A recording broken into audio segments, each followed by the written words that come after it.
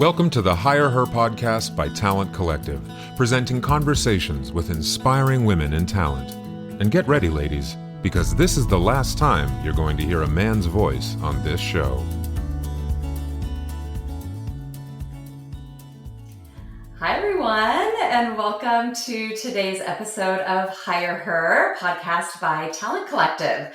Talent Collective is a recruiting community for women in the talent acquisition space, and we host guests that are also in the talent acquisition space doing amazing things in our world. So really excited to be here with you all today. My name is Cecilia Ng. I'm one of the co-founders of Talent Collective. Natalie, unfortunately, is traveling today, so it's just me. You'll have to just deal with me today. So good luck. But I really wanted to give a very warm welcome to Cecilia.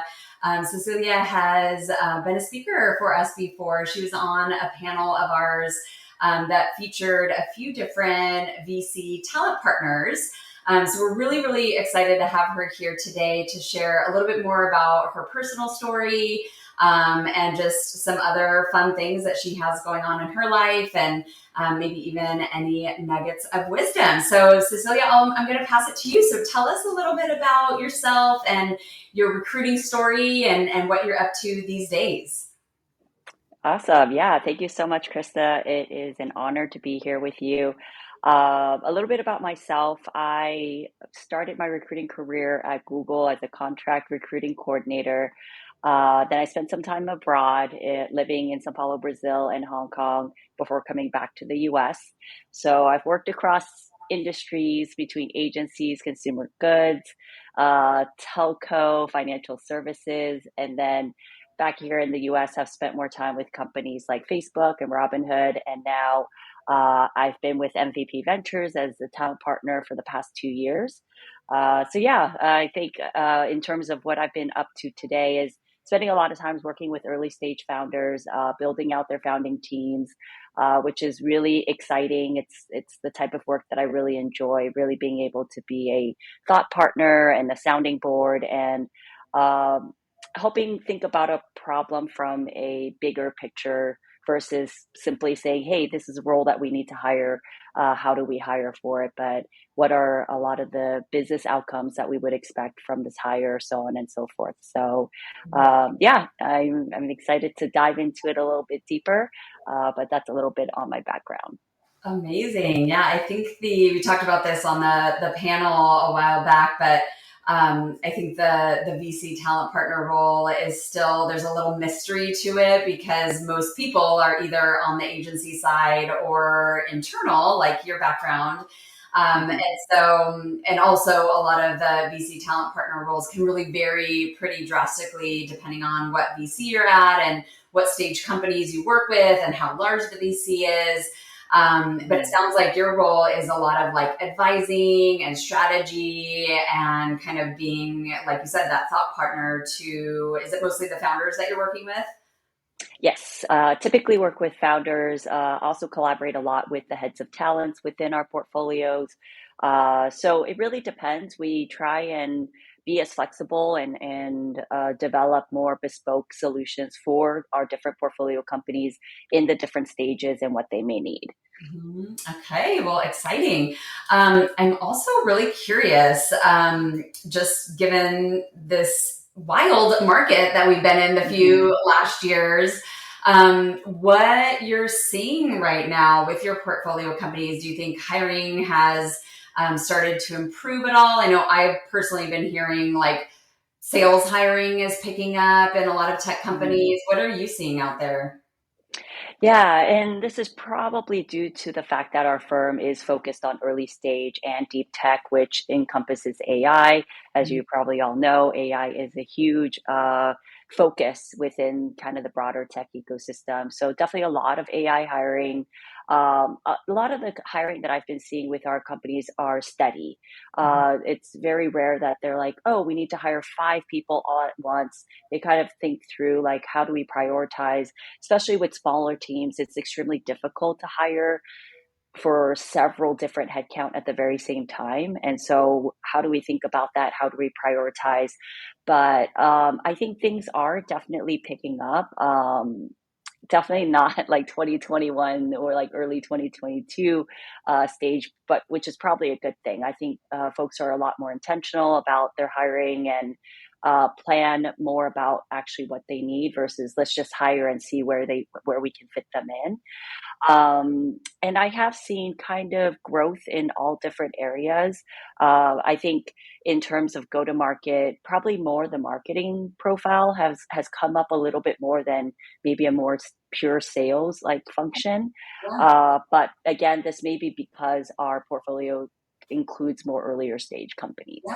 Okay. Good feedback. Well, thanks for sharing that. Tell me, and you've worked at so many different companies and so many amazing companies over the years, and I'm sure it's probably hard to really nail down one story, but are there any, candidate stories that you wanted to highlight or talk about? Maybe somebody you placed or helped along the way that was just a really special experience for you and that person? Yeah, I would say, I 100% agree. There's just so many, great stories. I feel like every candidate that I've had a chance to work with, it feels like a privilege. And I would say probably like some of the hires that I made at Robinhood because I worked with a really amazing engineering director at the time, and we were true kind of partners. He was extremely uh, willing to pull his own weight when it came to recruiting. And I think working with someone like that, it just facilitates the process and really helps you be able to think more strategically and um, take some risks as well because you could talk through like what are the things that we're actually trying to solve for and how do we talk about this together so that we can come up with an answer that really makes sense like both from a more immediate term but also like a longer term. And Mhm. so we were able to build out an amazing team that are kind of the earlier stage of ML. This was before when ChatGPT came out and everyone's thinking about how to leverage like natural language processing and whatnot. And we were able to build this amazing team of like ML engineers, and bulk of them were female engineers. And that's something that obviously I feel very proud of and very happy that we're able to just bring more diversity to the team. And so that felt like a huge win on a lot of different fronts. Yeah, I bet that was I mean, it's innovative even right now, but I bet that was just so innovative at the time. And like you said, bringing in female engineers into that ML role, I'm sure was just, like you said, just such a huge highlight and something to be so proud of. So that's awesome. Thank you. Thanks for sharing that. It also sounds like you had a really amazing leader that you looked up to and really had that great partnership. Absolutely. Yeah. So on the note of like either leadership or people that you've looked up to along the way Mhm. in your career, is there someone in particular that you can think of that has really helped elevate you in your career somewhere along the way? The pace of change in the world of business is fast, and that drives incredible complexity for the world of human resources. Welcome to the HR Data Labs podcast, a series of conversations with experts inside and outside the world of HR on how to innovate, measure, and evolve our practices. Our goal is to help provide you with practical examples of how HR has to change to meet the complexity of the business environment. Every week, we'll talk to new and different voices on all aspects of HR. And at times, we'll get irreverent. Silly even. And sometimes geek out on the data and technology that underlie the processes that drive the world of HR. But the conversations are always insightful and fun. So please, enjoy the HR Data Labs podcast. Yeah, I would say I was very fortunate to have really incredible managers for a majority of my career. And maybe kind of my longest tenure was with Facebook. And there were a lot of incredible female leaders there that inspired me. I would say definitely one of my managers from Instagram, just the way that she led by example in terms of the way that she operated and how she would always empower me to do my best work and also empower everyone around her to be able to deliver like the best outcome. And she always had your back. Mm. I feel like that type of characteristic of someone that's not just there to say, "Hey, I'm here to support you," and kind of verbally kind of give you that support, but to truly in action advocate for you when it really matters. Um, Give you projects that really help stretch you and help you build skills and flex muscles that you may not have had the chance to previously. I think that's kind of where it really matters, and putting a lot of what a lot of times people talk about actually into action. And I've seen that happen, and I've seen how it's helped me grow, and something that I carry with me through my career. So I definitely feel very fortunate and appreciative to have had these leaders in my career. Yeah, that's amazing. You mentioned that this particular leader really empowered you to do your best work. I'm Mm. curious to drill down into that a little bit. I read a book once that, oh my gosh, I'm forgetting the name of it, but they talked about like the best managers are the managers that almost like hold you accountable to doing your best work and don't let you get away with doing mediocre work. And one of the strategies they talked about was like saying when you deliver something, is this your best work? Like, is this the best you Mm. can do? And if not, take it back and come back to me with your best. Hmm. Did that manager of yours have any particular strategies that she used to really empower you to do your best work? So I personally think it's really, being transparent and giving the information that you have, because I think sometimes there are certain leaders that, maybe unintentionally they hear something and maybe they don't want to say it, or they feel like, oh, maybe it's not appropriate, whatever the situation may be. But I think being transparent, but obviously in a respectful way. Obviously there are things that do need 100% like confidentiality, but in other ways, like if it can be shared and it can help kind of shape the context of the problem that we're trying to solve for. I feel like this particular manager of mine was always very candid about, hey, here are things that I think we can fix, and this is what we should focus on. You know, think about it, and like, let me know what you would do in this with what you know, and let's like talk about that and discuss that further. And then just allowing you to actually do it, right? Because I've also had managers that are the opposite, where they give very little context, or kind of the direction that they're giving is like, you know, so and so director from which team wants us to do this. So let's just go do XYZ. And in my mind, I'm like, well, in that situation, I'm not necessarily the person that needs to do this or help solve this problem. It sounds like it's already been done and you're just asking someone to go and execute it. And so in that case, like, is it something that is actually a carved out problem that needs to be solved? And this could be due to my own nature and my personality, and like I feel like problem solving is what gives me the most like satisfaction and job gratification. And so in those situations it becomes really hard to be like, well, how do I actually navigate this? It sounds like someone just wants something done a certain way. Is it just I need to figure out how to put these like specific pieces, and maybe they don't fit together, but I'm just going to try and brute force my way into like making this work, versus actually having the room to work on something and saying this actually needs to be solved, and work that actually needs to be done. And then I think to your point, right, there is that accountability is like, this is what we're solving for, right? Kind of documenting like what is the ultimate goal that we are looking to achieve, and how do we report against that. A lot of times when you're in more programmatic work, which is a lot of the work that I did, even at Facebook, it's a little bit harder to quantify. But as much as you can, right, you try and document that, and then and that accountability and ownership, I think, is actually what is the most exciting about a particular role, right, in a particular goal that you may have set for yourself or for your team, so on and so forth. Well, sounds like you're in a great role for yourself right now, given that, there's probably a ton of problem solving that you're helping your portfolio companies with. So Thank you. Yeah. Awesome. Well, would love to go a little deeper here.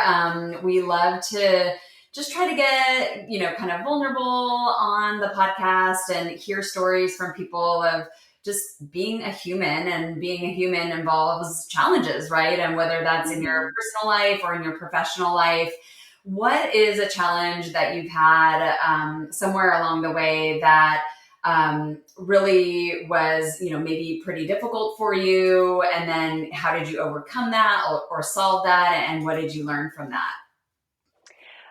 Yeah, I mean, there's definitely a lot of different situations that I could probably think of.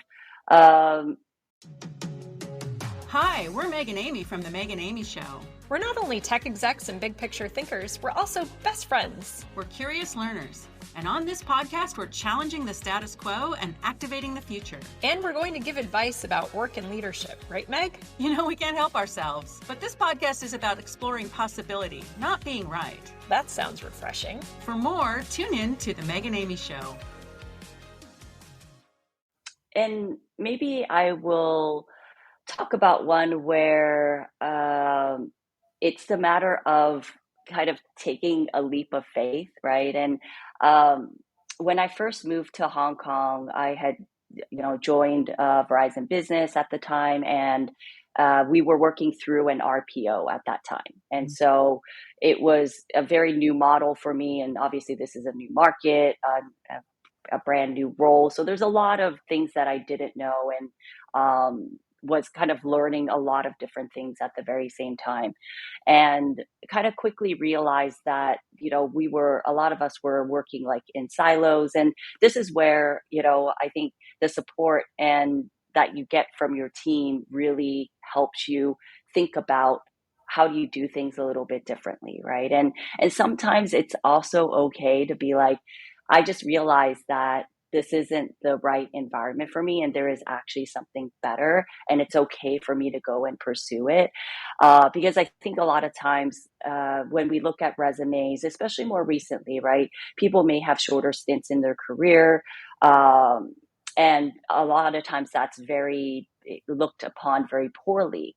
And for me, that this is an experience where I like to tell hiring managers, well, there usually is some sort of a narrative behind it, and we just need to uncover what it is, right? And sure, I'm sure there are track records and whatnot, but it's always good to dig a little bit deeper. And in this particular situation, it really is one of those where I realized that if I were in an in-house role, it would be much more suited for what I wanted to do and how I wanted to work, and the type of involvement I wanted with senior leadership, and really kind of understanding and alignment with a broader team strategy that leads to kind of department, company, so on and so forth. And those things were really important to me. And so uh, kind of being vulnerable and being able to talk to your coworkers about that. And I had such amazing coworkers at that time, every single one of them. We were all spread across the Asia Pacific region. So there was no one in office that we necessarily would be like, hey, can we just go grab lunch or something like that? It was, you would have to hop on a call. Back then, Zoom was not really a thing. I think Cisco, like WebEx, was something that we would use, but it wasn't something we had full access to at all times. And so still being able to build that relationship with these folks that I'm still friends with today, and the type of support that they lended to me, is something that I still think about and still remember. So it kind of ties into a lot of the things that I think are important when we look at someone's profile, and also like for ourselves in our careers. Like sometimes it does take that leap of faith to say, if it's something that doesn't feel like it's working and you have found something that you think is more aligned, it's okay to go ahead and take that leap of faith and give it a try. So I would say that that would be one of the experiences that I would highlight. Ah, very nice. Very nice. Yeah. And being vulnerable and, kind of taking a risk. I mean, sometimes it's hard to speak up, but I think oftentimes it does pay off. And I'm doing a lot of thinking about my kids and like how I bring them up and giving them opportunities to be challenged and like Yeah. not always get their way and to like, not intentionally put them into challenges, but let them kind of work through those things, because then when you become an adult, like the stakes are so much higher. And, Hmm. if you're not going to speak up about things, then it can really kind of damage whatever situation you're in if you really know that things aren't right. Hmm. Absolutely. So last question for you. You've mentioned a couple of times all of the world travel that you've done and living in several different places all around the world. So I know that when you're in different cultures and different environments than what you're used to, traveling just in general can inspire some very funny, hilarious moments and situations. So, do you have any funny stories from all of your travel? Yeah, definitely a lot. Um, I think funny moments that stand out in my mind will probably always be my first real job in São Paulo with Robert Half. And I probably spoke intermediate Portuguese at that time. I honestly don't know how I got the job. And again, I feel very lucky to have people that just took a leap of faith and decided to give it a try. And the first day I started, and I'm just trying to absorb everything. There were words in Portuguese that are very basic to what our day to day would be that I didn't know. And I think, definitely my boss at the time like would hesitate to and really feel like, did I make the right decision here? What have I done? And just from, I think, learning a new language and, uh, during that process of trying to learn this and like doing this in an entire office that is just filled with like rows of like seats. You didn't have your own office or anything like that. Everyone could hear more or less what other people are like saying. And my boss obviously would never give up the opportunity to highlight things that I would say wrong or whatnot. But I think at the end of the day, that was such a great experience for me because, first of all, they took the leap of faith in even hiring me. And um, what I had learned, both from a language perspective as well as recruiting and a lot of the basics. Like it was this boot camp I had an opportunity to be a part of, really elevated, I think, the level of discipline. And I think that's really important in talent acquisition and kind of that tenacity that you need to kind of just keep going and that grit.